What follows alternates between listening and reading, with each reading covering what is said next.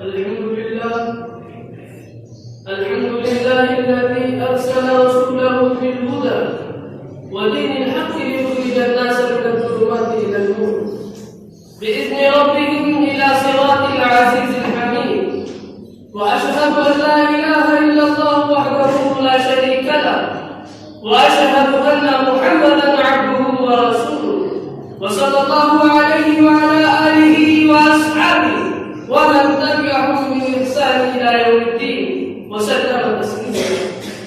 أصدقائي الأحباء وزملائي في الحضور، تخلقوا بمكارم الأخلاق وتجنبوا رذائلها، فإنكم إن فعلتم ذلك هديتم إلى سنة نبيكم الذي كان على خلق عظيم، والذي دعا إلى تبنيها وتحريفها قائلا وموجها: إن من أحبكم إلي وأقربكم مني مجلسا يوم القيامة يحاسبكم أخلاقا، وإن من أبغضكم إلي وأبعدكم مني يوم القيامة التلقاؤون والمتصدقون والمتفيقون. قالوا: يا رسول الله فما المتفيقون؟ قال: المتكبرون. ففي هذا الحديث الشريف قد وضع النبي صلى الله عليه وسلم بشكل جميل رائع حجر الزاوية في بناء الشخصية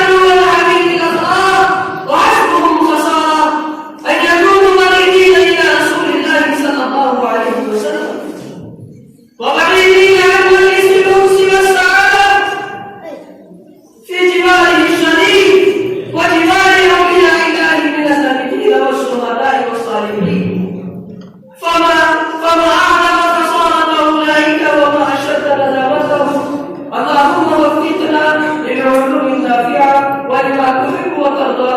آمين يا رب العالمين. وآخر دعوانا الحمد لله